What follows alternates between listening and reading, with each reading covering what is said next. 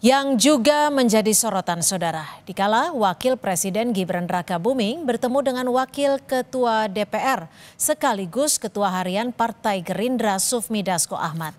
Momen tersebut diunggah Gibran di akun Instagram pribadinya serta diunggah di akun Instagram Sufmi Dasko Ahmad.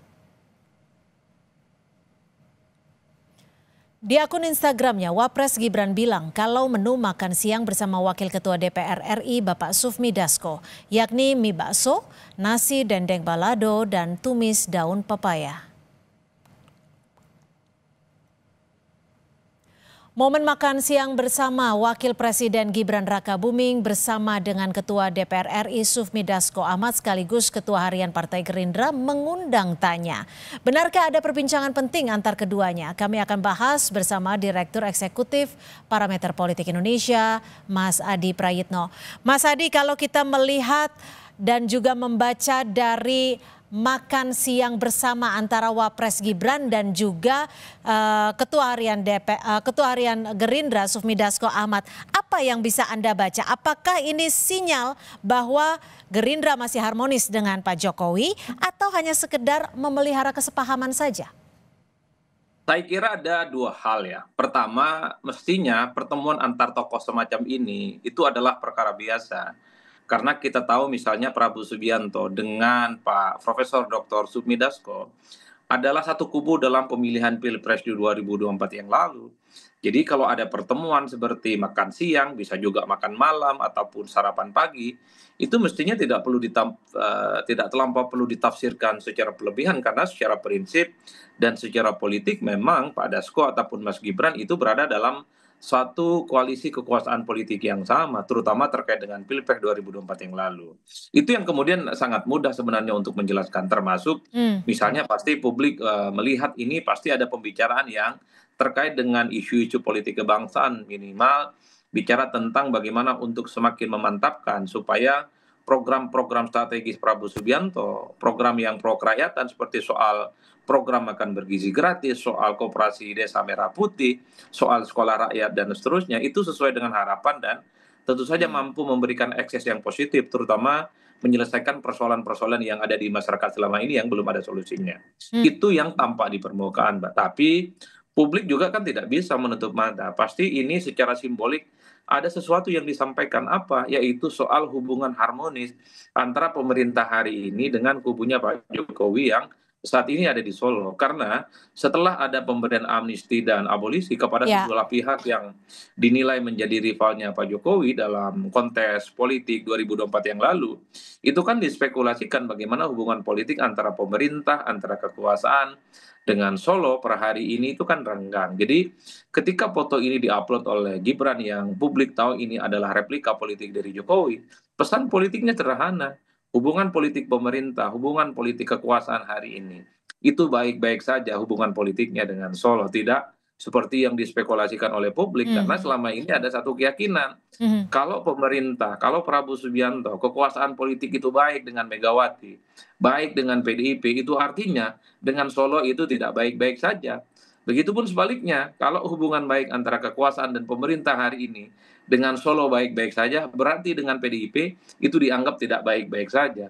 Saya membaca, kalau kita melihat rata-rata secara umum, mazhab politik Prabowo itu adalah mazhab politik yang ingin berdiri tegak di semua masyarakat, berdiri tegak di antara semua mantan-mantan presiden terdahulu. Lalu sekiranya dari pertemuan makan siang kedua tokoh besar ini apa yang menjadi bahan diskusi? Ya pertama secara prinsip ya, kalau kita mau jujur, selama ini kan spekulasi hubungan antara Pak Prabowo dengan banyak pihak itu kan dipersepsikan sedang tidak oke. Misalnya begitu banyak kebijakan-kebijakan Prabowo itu kan diasumsikan berbeda secara diametral dengan kebijakan politik Prabowo dengan Pak Jokowi, maksud saya. Misalnya soal IKN itu kan adalah legasinya Pak Jokowi, tapi dalam perkembangannya sekalipun itu dilanjutkan, tapi kan misalnya dari segi anggaran ataupun dari segi target itu kan tidak segaspol dibandingkan dengan pemerintah sebelumnya. Begitupun misalnya terkait dengan infrastruktur itu kan tidak terlampau jor-joran dilakukan oleh pemerintah hari ini. Artinya secara politik dan dari segi kebijakan dalam banyak hal itu terjadi perbedaan secara signifikan yang dilihat oleh publik antara kebijakan politik Prabowo Subianto dengan Pak Jokowi. Mhm, Itulah mhm, yang kemudian selalu dibentur-benturkan. Ini mhm, adalah tanda-tanda mhm, bahwa hubungan keduanya itu tidak baik dan mhm, tidak mungkin akan bersinergis. Padahal secara prinsip bagi saya ini soal style dalam memimpin saja. Pak Prabowo misalnya lebih melihat bagaimana program-program rakyat itu down to earth dan langsung dirasakan oleh masyarakat. mhm, Soal koperasi desa merah putih, makan bergizi gratis, kesehatan gratis, soal termasuk juga misalnya sekolah untuk rakyat, itu kan langsung.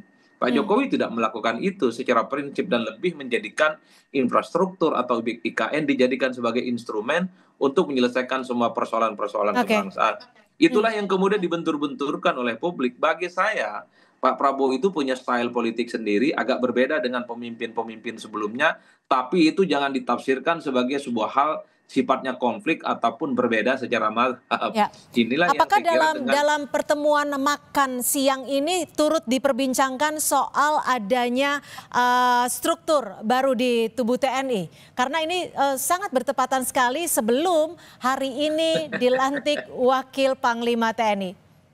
ya, bagi saya secara prinsip kalau soal struktur TNI ataupun struktur-struktur apapun, itu saya kira memang adalah di internal TNI ya, dan tidak ada kebijakan-kebijakan lain yang mungkin akan itu muncul dari kepentingan dari Mhm. outsider yang tidak memiliki hubungan hierarkis secara langsung.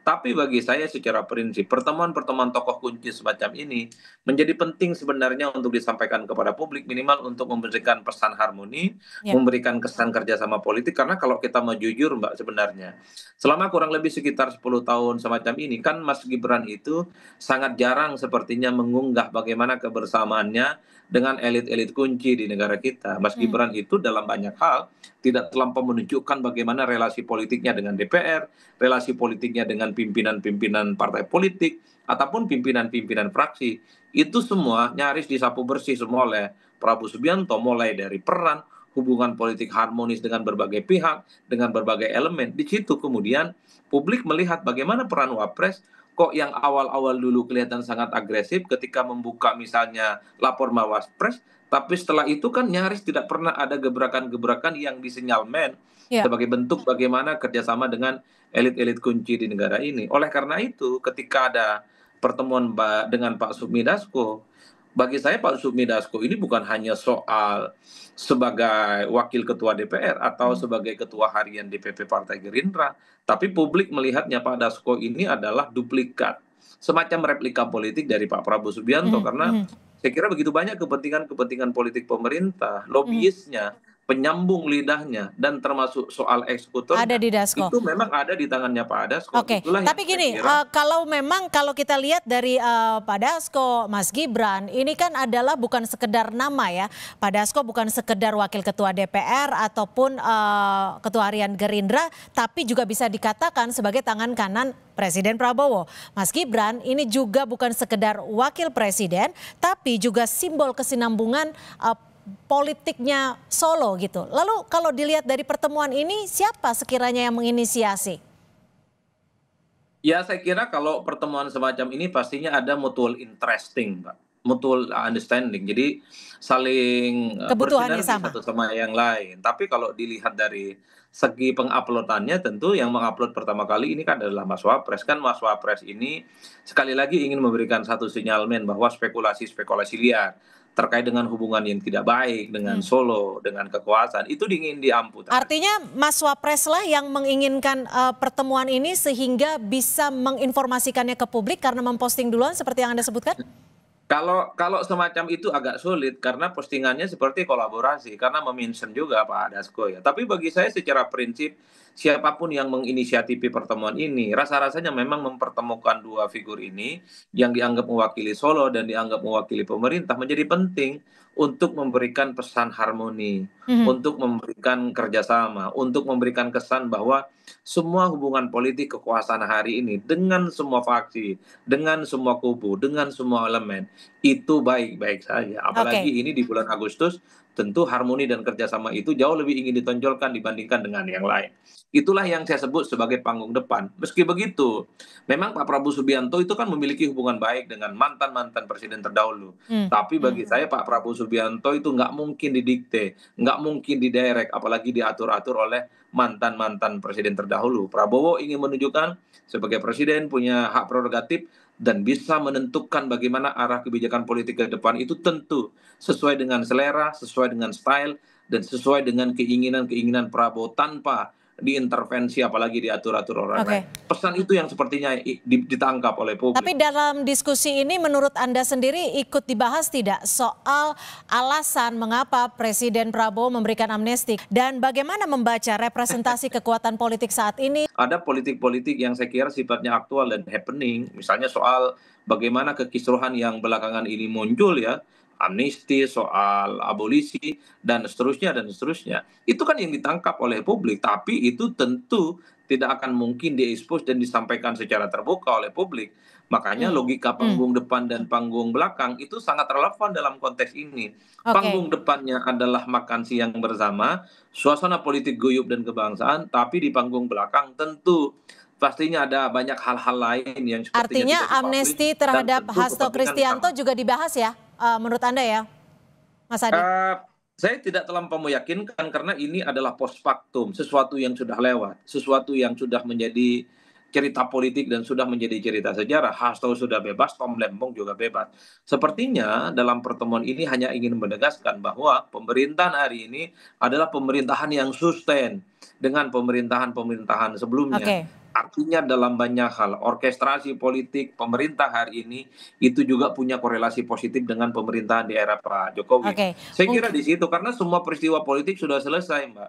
Karena semua yang terkait dengan amnesti, abolisi itu juga selesai. Saya kira di situ.